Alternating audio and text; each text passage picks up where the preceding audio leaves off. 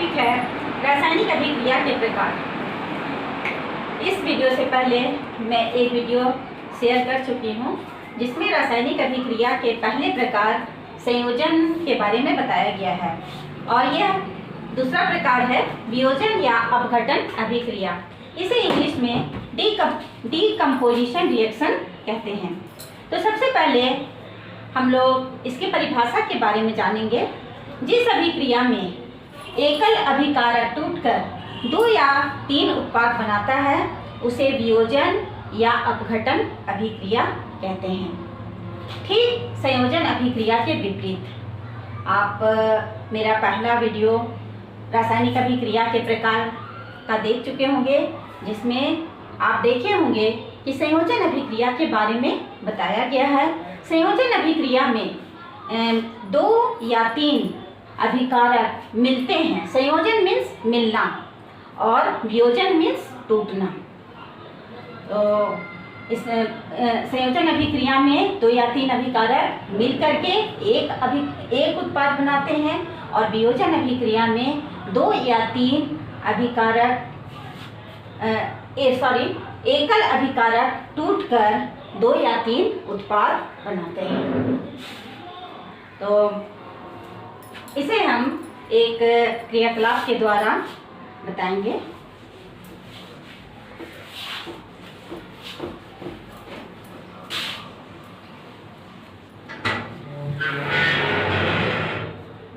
एक क्वथन नली में फेरस सल्फेट के कुछ क्रिस्टल लेते हैं, जैसा कि आप चित्र में देख रहे हैं, और उसे बर्नर की सहायता से उसे गर्म करते हैं, और गर्म करने पर फेरस सल्फेट के क्रिस्टल टूट करके फेरिक ऑक्साइड, सल्फर डाइऑक्साइड और सल्फर ट्राइऑक्साइड बनाता है। यानी फेरस सल्फेट से 3 उत्पाद बनते हैं, फेरिक ऑक्साइड, सल्फर डाइऑक्साइड और सल्फर ट्राइऑक्साइड। इसे हम इस समीकरण के द्वारा दिखाएंगे। FeSO4 फेरस सल्फेट, और जब इसे गर्म किया जाता है यानी इसमें उष्मा दी जाती है तो फेरस सल्फेट टूट करके ferric oxide Fe2O3 plus sulphur dioxide SO2 plus sulphur trioxide SO3 बनाता है। तो इसे बैलेंस करने के लिए यहाँ 2 लिखेंगे। तो 8, ठीक है। तो ये बैलेंस हो गया। 2Fe का 2 और 4 दूना 8 हो, और यहाँ पे हो जाएगा 3 हो, 2 5 और 3 8, और S यहाँ पे 1 और 1 2 परमाणु, और यहाँ भी S का 2 परमाणु। तो इसमें क्या होता है कि फेरस सल्फेट का रंग बदल जाता है। जब यह अभिक्रिया होती है तो फेरस सल्फेट का रंग बदल जाता है, और ऐसा इसलिए होता है क्योंकि फेरस सल्फेट के क्रिस्टल में जो जल के अणु हैं वह गर्म करने पर वह जल के अणु खत्म हो जाते हैं, समाप्त हो जाते हैं, और फेरस सल्फेट का रंग बदल जाता है।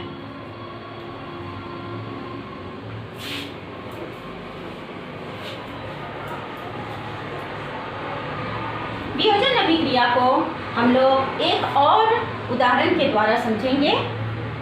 तो इसके लिए चूना पत्थर लेते हैं। चूना पत्थर यानी CaCO3, और चूना पत्थर को जब गर्म किया जाता है, इसमें उष्मा दी जाती है, तो यह टूट करके कैल्शियम ऑक्साइड प्लस CO2 बनाता है। यानी ये हो गया कैल्शियम कार्बोनेट, इसका साधारण नाम है चूना पत्थर, और ये है कैल्शियम ऑक्साइड जिसका साधारण नाम है बिना बुझा हुआ चूना या कली चूना, और ये है CO2 जो कि कार्बन डाइऑक्साइड गैस है। और इस वियोजन अभिक्रिया का उपयोग उद्योगों में किया जाता है। ज़्यादातर इसका उपयोग उद्योगों में किया जाता है। तो शायद आप वियोजन अभिक्रिया को समझ गए होंगे एक अभिकारक, जहाँ भी आप देखेंगे, कैसे पहचानेंगे आप वियोजन अभिक्रिया को? आप बाएं साइड यानी अभिकारक की तरफ आप एक ही पदार्थ देखेंगे और दाएं तरफ एक, यहाँ दो बने हैं। और पहले मैं बता चुकी हूँ पहले उदाहरण में जहाँ पर कि 3 उत्पाद बनते हैं। तो जब भी बाएं तरफ एक देखेंगे और दाएं तरफ 2 या 3 उत्पाद देखेंगे तो आप वियोजन अभिक्रिया या अपघटन अभिक्रिया को आसानी से पहचान सकते हैं।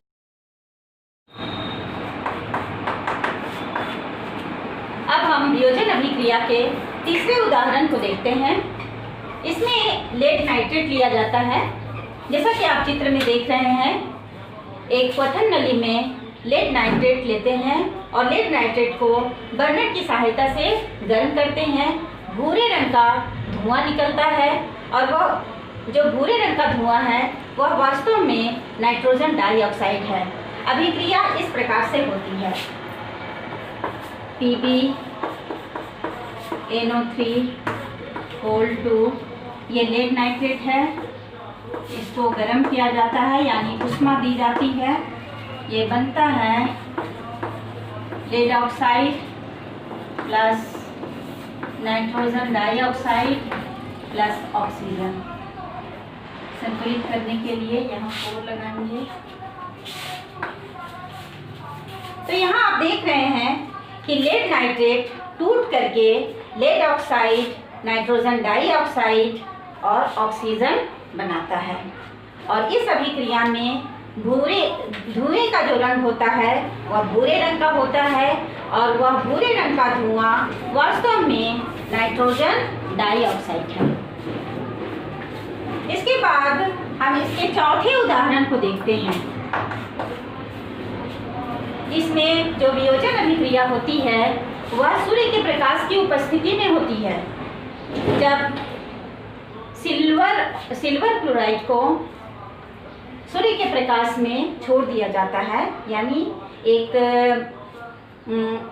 चाइना डिश लेते हैं और उसमें चाइना डिश में सिल्वर क्लोराइड लेते हैं और उसको इस प्रकार से खिड़की के पास रखा जाता है। जैसा कि आप चित्र में देख रहे हैं, उसे इस प्रकार से खिड़की के पास रखा गया है कि सूर्य का प्रकाश उसे मिलता रहे।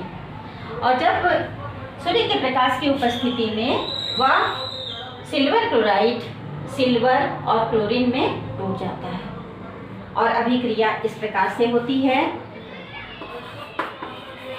सिल्वर क्लोराइड इसे रखा गया है सूर्य के प्रकाश की उपस्थिति में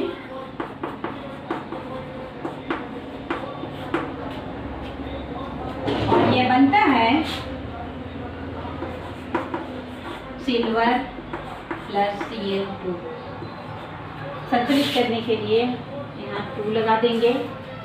इस अभिक्रिया का उपयोग ब्लैक एंड वाइट फोटोग्राफी में किया जाता है, जिसे हम श्वेत श्याम फोटोग्राफी भी कहते हैं। तो अब आप वियोजन अभिक्रिया को आसानी से समझ गए होंगे और वियोजन अभिक्रिया को समझने का सबसे आसान तरीका है कि जब भी आप कोई समीकरण देखते हैं उसमें अभिकारक एक ही हो और उत्पाद 2, 3, 4 कुछ भी हो सकता है, यानी उत्पाद की संख्या ज़्यादा हो और अभिकारक एक ही हो, तो वह वियोजन अभिक्रिया होती है या अपघटन अभिक्रिया होती है। इसे इंग्लिश में डीकम्पोजिशन रिएक्शन भी कहते हैं।